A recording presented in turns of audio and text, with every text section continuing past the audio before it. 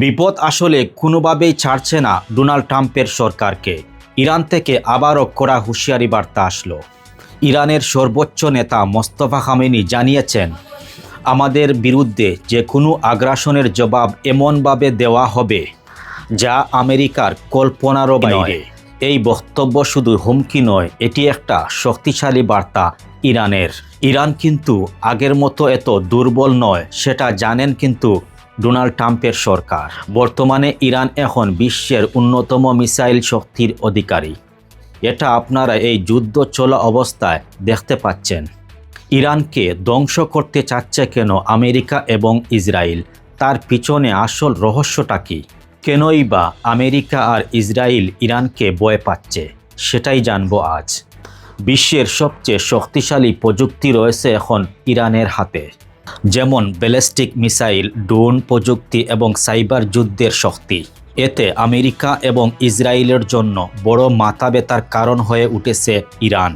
Israel দীর্ঘদিন ধরে ইরানের পারমাণবিক কর্মসূচিকে হুমকি দিয়ে আসছে এবং তাদের জন্য হুমকি হিসাবে দেখছে। বিভিন্ন সময় ইসরায়েল ইরানের ঘাঁটিতে হামলা চালিয়েছে বলে অভিযোগ আছে। এর জবাবে ইরান ইসরায়েলকে কড়া হুঁশিয়ারি দিয়ে বলছে, যদি এভাবে আর কোনো ভুল করে থাকে ইসরায়েল, তাহলে ইসরায়েল নামের রাষ্ট্রটি পৃথিবী থেকে ধ্বংস হয়ে যাবে।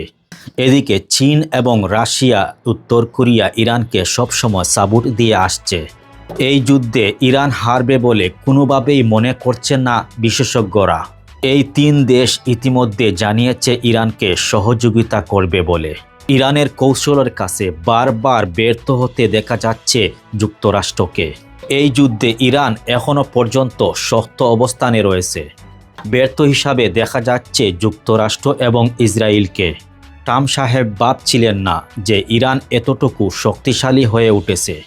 এখন ট্রাম্প সাহেবের এমন অবস্থা হয়েছে যে ছেড়ে দে মাকে দে বাচ্চি।